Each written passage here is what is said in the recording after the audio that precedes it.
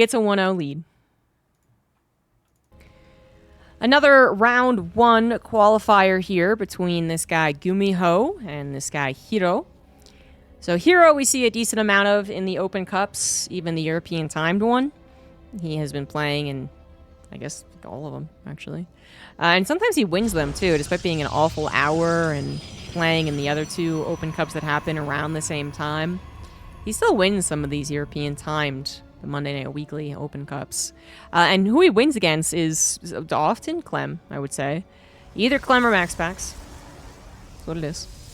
So his PvT has been looking totally fine.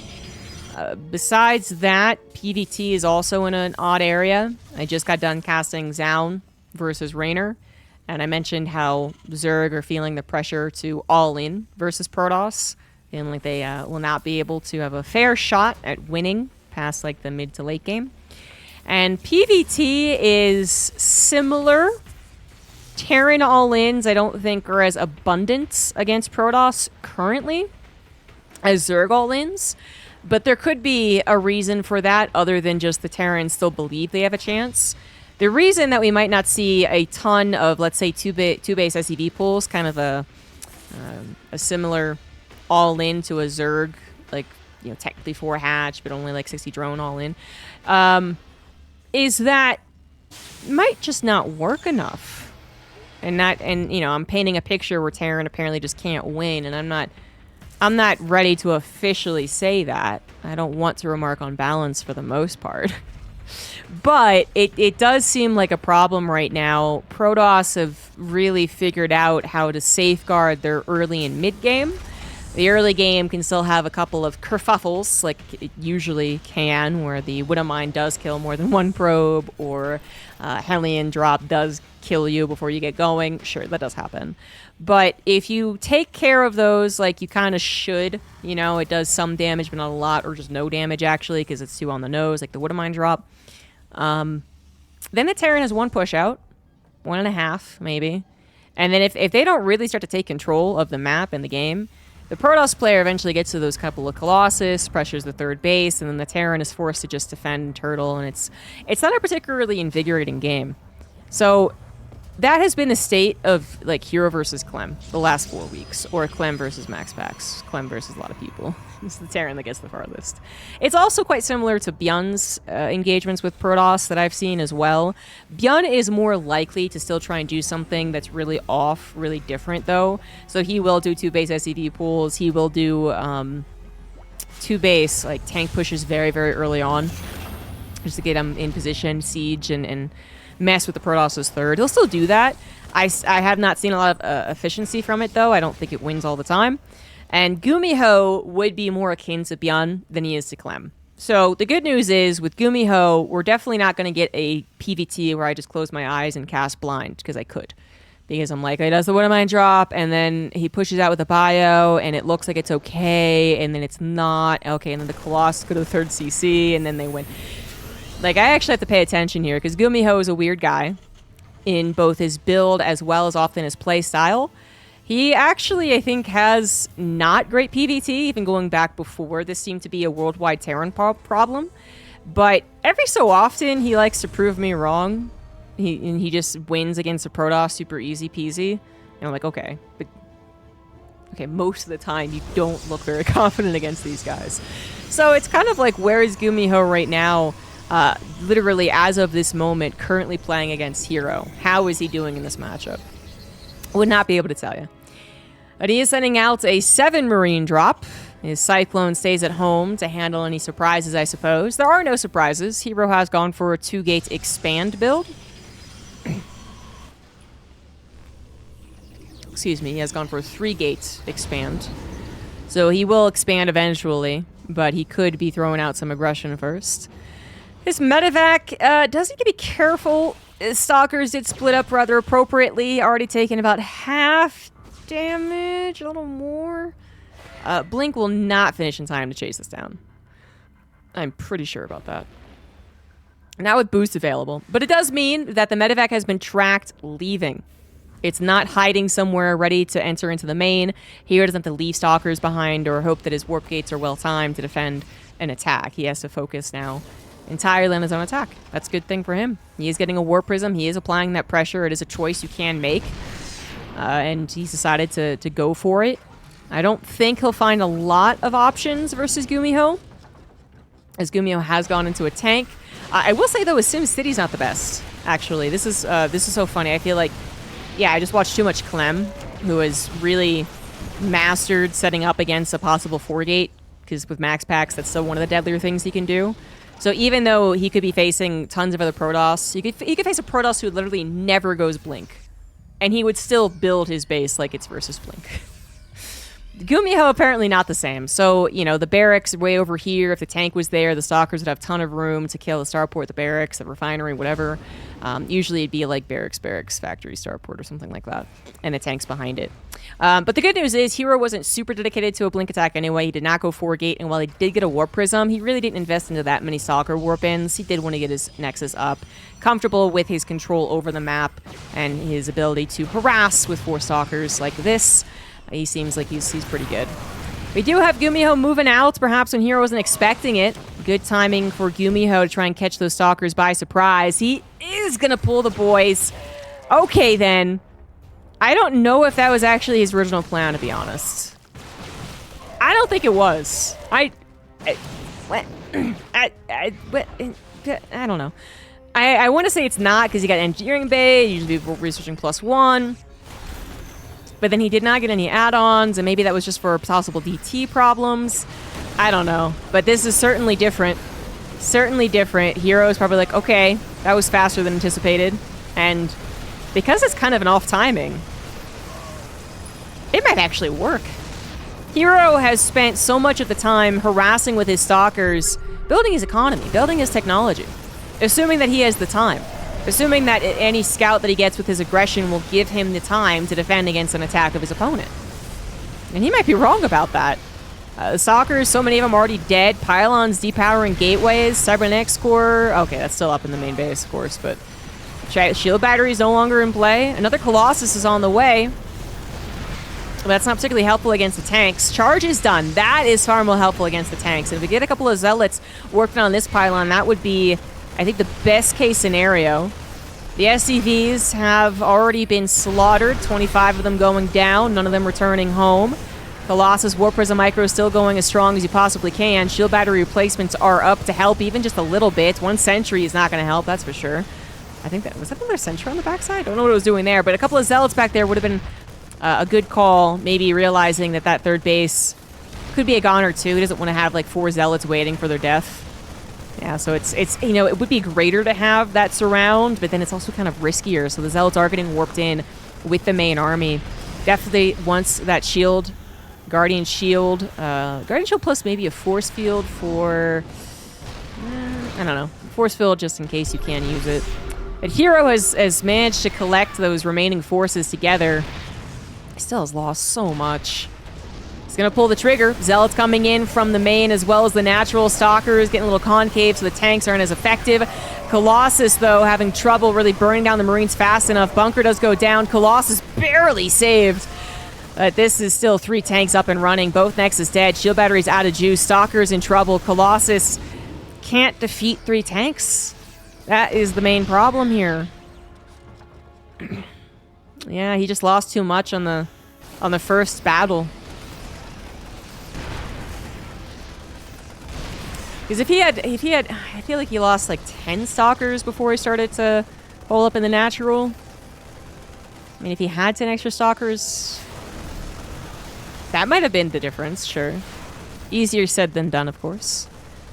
Warp Prism's still going to try and make this game. DTs, oh my god, I totally missed the Dark Shrine. Wow. Okay, well, yeah, that makes sense. He might be able to... Wait, okay, so the Dark Shrine, I don't think it was seen, was it? It wasn't seen. He is building a missile turret, though. I think he's like, well, you're still in the game after kill 2 Nexus. You must be going for DTs. And he's right about that, but the missile turret in the natural, not going to be fast enough. Nothing in the main. Scan's not available. One was just used on the offensive. Maybe there was offensive DT? No, he wanted to see what was up the high ground, but now that means DTs could be used defensively. No! You cannot tell me this is how herO wins the game. Colossus goes down. Warp Prism was late on the pickup. DTs were microed back first.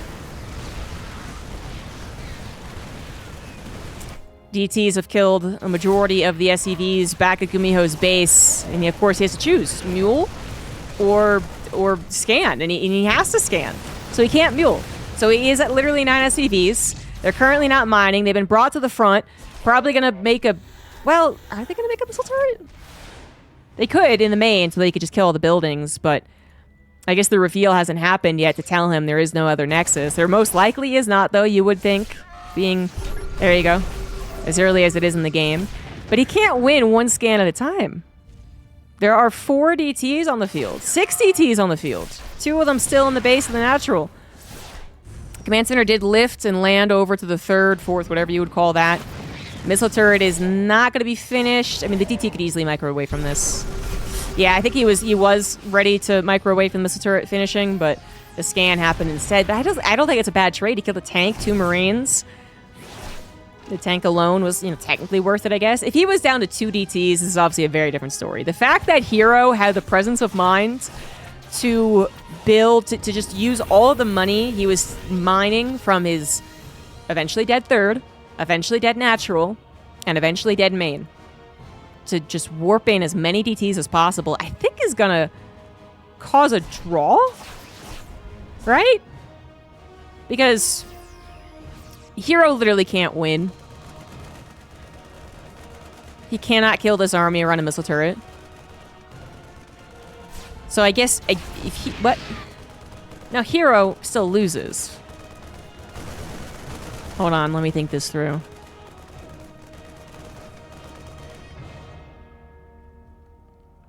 An Archon gets formed. That's the other option. He could make 2 Archons. He did make 2 Archons. Okay. Yeah, the DTs alone would have been very questionable against the Microid Marines and the Viking and the tank shots. But 2 Archons and 2 Zealots? And the tank's not nearly as effective. Damn, this is... Oh, he's gonna body. Oh, he's gonna try and make some SimCity. I do love that. I do, but this might just be too big of an army. 2 Archons, now make that 1, I think is gonna be enough. But here is the rub. There is no way for GuMiHo to lose this game. That's how I should have started off explaining this. There is really no way for GuMiHo to lose this game. There is a place to hide your command center. And if there is, you get a draw. There is no way for herO to build anything that flies in the air. I was more questioning if GuMiHo could win, I guess. And, he would have, I think, if it was 6 DTs, or 5 DTs, one had died. But I'm actually not even sure about that, to be honest. I'd love to see a resume from replay when you don't make the Archons. I think the Archons are the far safer move, to be clear. I think that makes a lot more sense. But I wonder if someone in a panicked state of mind just threw a bunch of DTs at it. Did that have also won? Because you can't pick up micro, otherwise they target the missile turret. Yeah, I don't... okay. This is just a draw. This is just a draw. I am pretty sure a command center is not going to be targetable in this location. And that's what GuMiHo's waiting on. GuMiHo doesn't want to draw. GuMiHo wants to say, I won fair and square. Stop it. But depending on if you're Protoss or Terran, this looks heavily unfair for one race or another. You're like, if you're a Terran player, you're like, Protoss is bullshit, and I hate them, and DT shouldn't exist. And if you're a Protoss player, you're like, well, command center's flying into a corner is a bitch move, and you're a bitch. I love GuMiHo's ability to think on the fly, just going into the SimCity to defend his main base. And his command centers do have a lot of scan energy at this point. The hero's also lost track of a command center, so ideally you would have tracked it and not been, you would have just followed it literally with the unit, so it would never be able to land and scan. Fortunately, herO guessing correctly. Oh, please don't do the thing. Please don't. Oh, no. You have to have that queue to the right. Okay.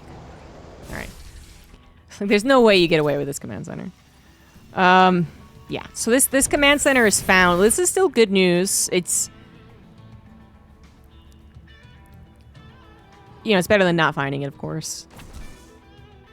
But GuMiHo is very close to making more units. And if he can just land one command center, we only have one DT left. The scans are no longer the limiting factor here. Yeah, GuMiHo can win. GuMiHo can straight up win. If he didn't block, though, I don't think that's true. That makes you wish you had killed these, I guess, instead of the supply depots in the engineering bay with those last 2 DTs. They had lifted at some point, so I'm not sure that was possible. But yeah, somehow this got down to burning, by the way. That is unfortunate. He might try and mule drop repair, since he has scans in his main.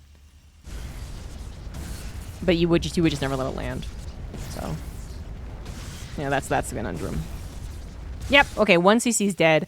But 1 missile turret has been made, and 1 Archon, 1 DT, and 1 Zealot are not going to bust through this barracks wall. That's it.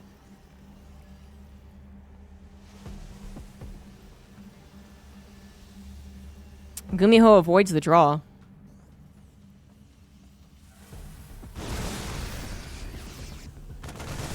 Hey, there's no chance that GuMiHo accidentally muled when he should have kept the scan.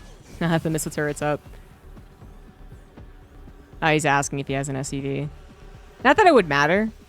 Because, you know, even if he didn't have an SCV, he's still muling, and... Oh, I guess he would have been supply blocked is what herO's kind of more so asking. And then you'd have to literally give up units to make an SCV. But yeah, that's it. GuMiHo finally wins. That was a roller coaster. GuMiHo with the block, I think. You know, I would call it big brain. I'm scrambling as a commentator to think of all the different ways that either player could win, lose, or draw. And, you know, they're playing the game. GuMiHo still has the foresight to try, and he tried to wall off his missile turret when the Archons came in. That was great. His little army there. But then, you know, maybe because of that, he was also like, oh yeah, I should just wall a main. And with a couple of extra units, maybe herO could have spread them out enough that he could have also thought of the same thing and ensured that a wall would never happen. You know, tried to block out the walls. But that would have required some really advanced foresight and experience with base trades, which you just don't get that often. You don't get to practice it. You can't focus practice a base trade. It's got to come naturally. So, GuMiHo takes game 1. Oh, what a first game that was. Second game's going to be on Amygdala. On the top right, it is GuMiHo, and the bottom left, it is herO. The base trade was sick. That was fun. GuMiHo, I think, really showing his flexible brain. Okay? Because I know there's a lot of people out there who would watch this and scoff at me for not thinking fast enough, and then would scoff at me for believing someone else out in the world would think fast enough. But I've cast enough StarCraft to know that even the biggest brain players will do really bad things in those situations. They will straight up do the wrong thing a lot of the time. We've definitely seen that as a community. They'll do the wrong thing, but they couldn't have possibly known that, which is just fair. And we know that they've done the 1 second difference that lost them the game, because they thought that 1 extra second more than their opponent. Received. So I really would highlight how fast GuMiHo was able to think about his possible literal winning scenarios, rather than just going, well, you know what, I still got the draw. You know, if GuMiHo had lifted that corner base to the corner and just been like, draw, I don't think anyone would have really blamed him. Like, there would have definitely been some armchair analysts who would have pointed out the possibility that did eventually happen, but remember that in that game, even though we had a total tab of units to see how much herO had, GuMiHo could never have been really sure there wasn't 2 stalkers somewhere. Or an extra...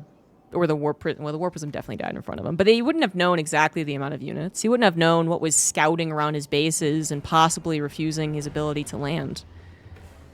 He probably got an idea after it was like 6 minutes of the same 4 units. But yeah, it's just a hard game to read. GuMiHo played that. I think about as well as you could. And same with herO, ditto. But I guess if I had to pick a winner in these really, really unpracticed scenarios, I would give the nod to GuMiHo. Both players can be cheesy. Both players can do some out there things. But I think GuMiHo is more reliable to do unreliable things. herO has mostly been on the straight and narrow when it comes to build orders and timings. You know, his map presence isn't terribly different from other Protosses. The way that he moves his army in preparation for an attack. I think what really stands out for herO is his actual execution of an attack or a defense. That's when he gets to be better or sometimes worse than other Protoss players. But GuMiHo, it's start to finish. In every angle of StarCraft, micro, macro, map presence, decision-making, SimCity even, like, it's clearly all different from other Terrans. And the SimCity was beautiful last game for the ending, but remember I pointed out that he actually lacked proper anti-blink SimCity. But his brain still worked fast enough in a very, very odd scenario. Anyway, enough gushing about that last game. We have apparently an attack. Can't blame me for not seeing this one coming. It's essentially in a stalker. Yes, yeah, yes, the typical attack that I've definitely seen before. I guess, you know, you see that they go for a Reaperless opening. Was that reactor first, possibly, as well? Yeah. Then you know that you have some time to bully them, because they didn't go for a bunker. And so you're just like, yeah, I got the units, I'm going to send them across the map. Fair enough. Of course, a factory unit would eventually pop out, and the factory unit's really what you got to be scared of.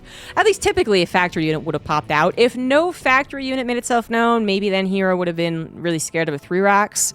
But his sentry was built to hallucinate, and it did eventually do that. So that's what people are saying is the main problem, really, that everything comes back to this, is the fact that the sentry now comes locked and loaded with a hallucination because of the recharge. And it's hard to argue against that. You can sacrifice a chrono for scouting, which I think everyone from the beginning of StarCraft 2 would have said would actually be worth it. Even back when people didn't know what StarCraft really would look like, you know? I still think people would say, yeah, that is worth it. If I can determine that it's a 1-1-1 versus a 3 racks versus a 2-1-1 versus a 3 CC, I will gladly give up the extra 2 probes or whatever it is. So that's what's happening now. And of course, that goes further than that. That means that you have the hallucinations that tell you you're safe to then grab the 2 observers rather than feeling the necessity of getting like an immortal first because you don't know what they're doing.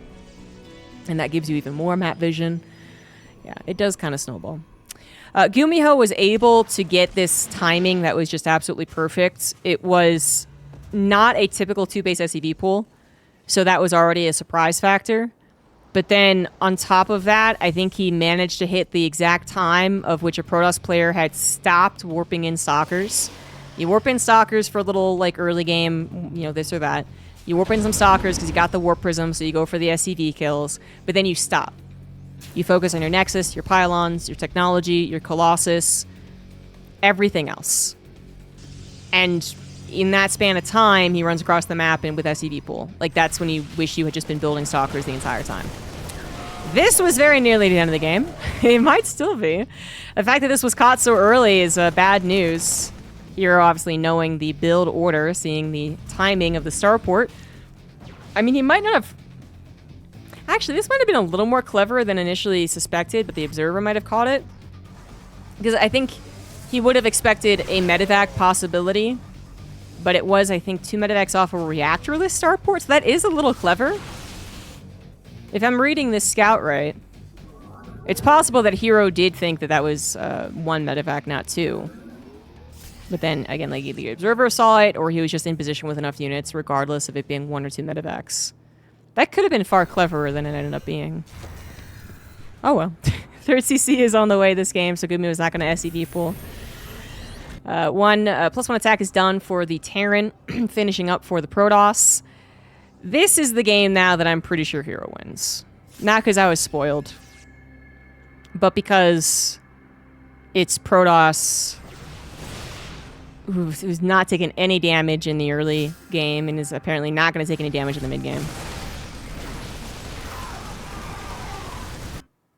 Oh, see? Well, I have never felt so validated as a commentator before.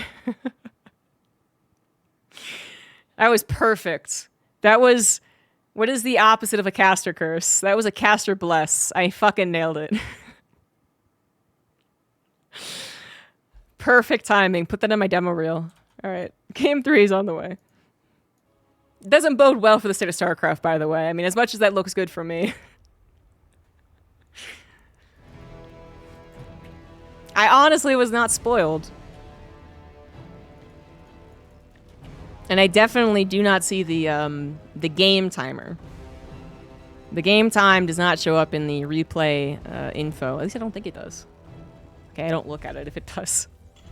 So I could shift Control O to look at the game timer, and then, you know, that'd be a way to get this really weird, underhanded rep of knowing what you're talking about in the early days of StarCraft YouTube, where in order not to spoil the game for the viewers, you would, of course, block the timer, because you couldn't get rid of it. In the very early days of StarCraft 2, you had the blocky replay overlay that was the same as the in-game one, and it would have the timer of the game, and you couldn't minimize it or block it or get rid of it entirely at the very beginning. So everyone on YouTube used it as a place to put their graphic, right? And then eventually you could minimize it, and now you just, you can get rid of it. But if you wanted to try and look smart, I guess you could try and predict every ending of a game when you have it blocked. I'm sure someone out there tried that in 2011. Anyway. It's just such a sad state of PvT right now. What used to be my favorite matchup, because it felt like it had a really defined early, mid, and late game.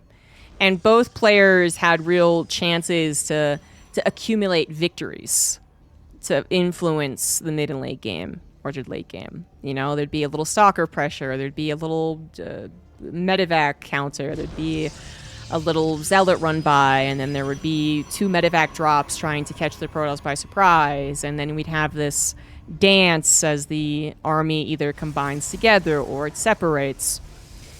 We don't really get that anymore.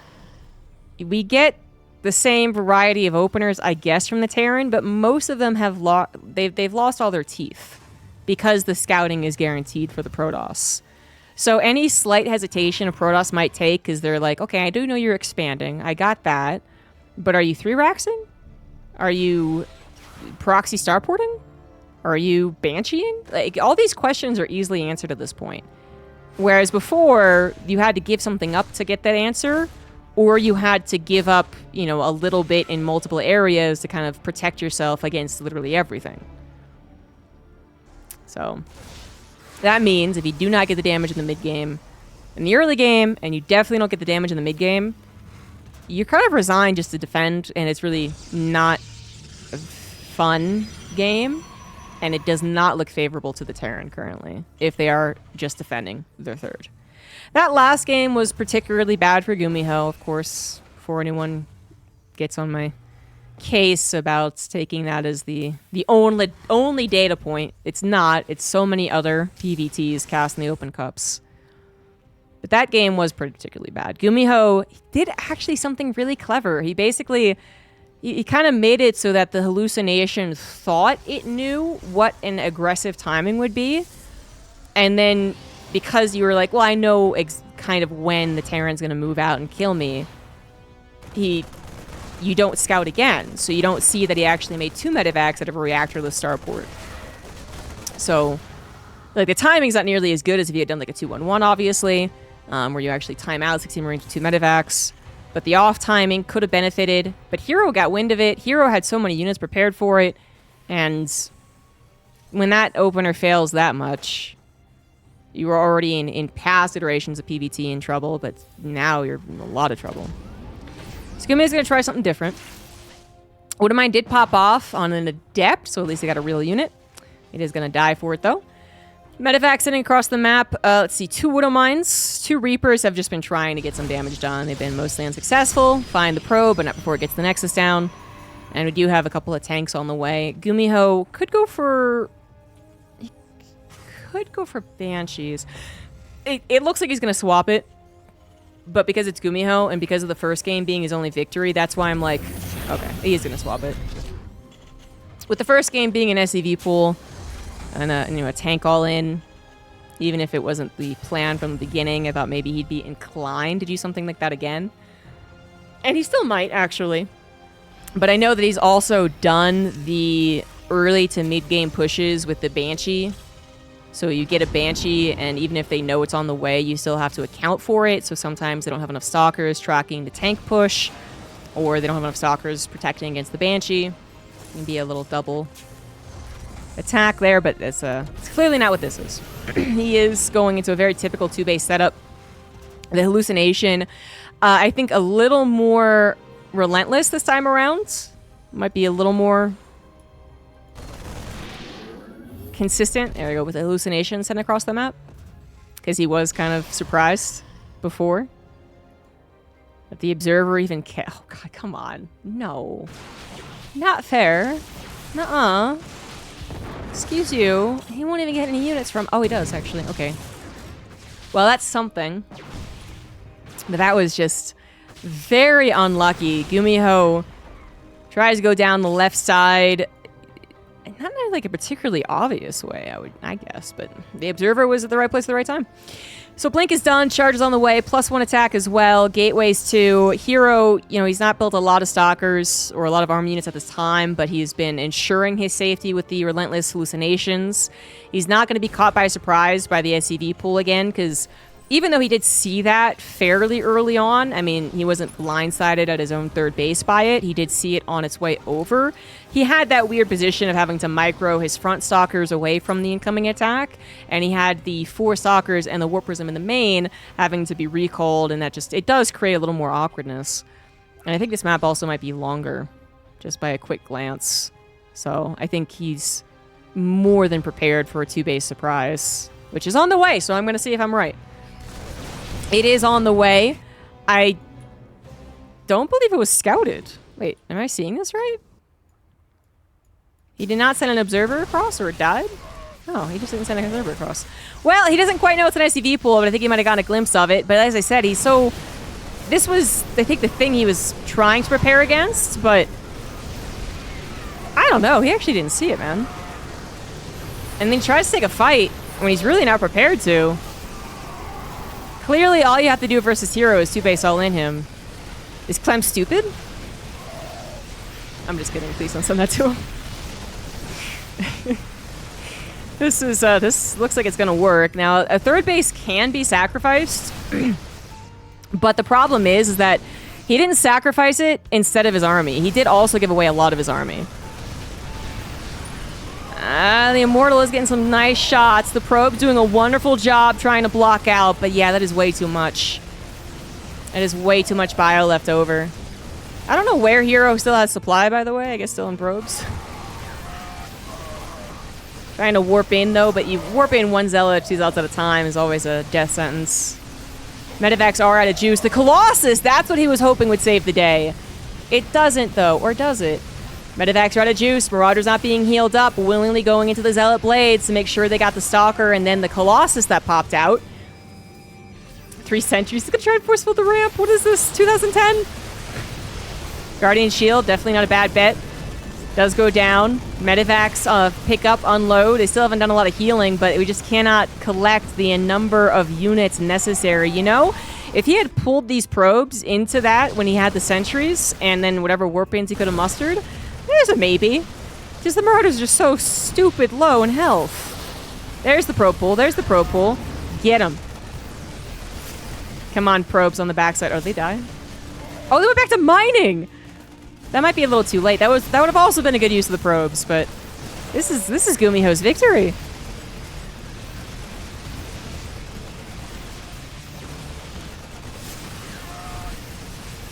I really think that herO was totally thinking to himself, like, yeah, I've like shored up the defense from that first game. I'm not going to have my units out of position.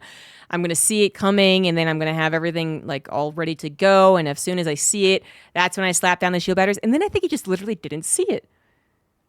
He saw a 2-base setup, which is fine, but he hadn't rechecked for the 3rd CC, and his army just left as soon as it saw the army move out, so it didn't actually see the SCVs being pulled alongside of it.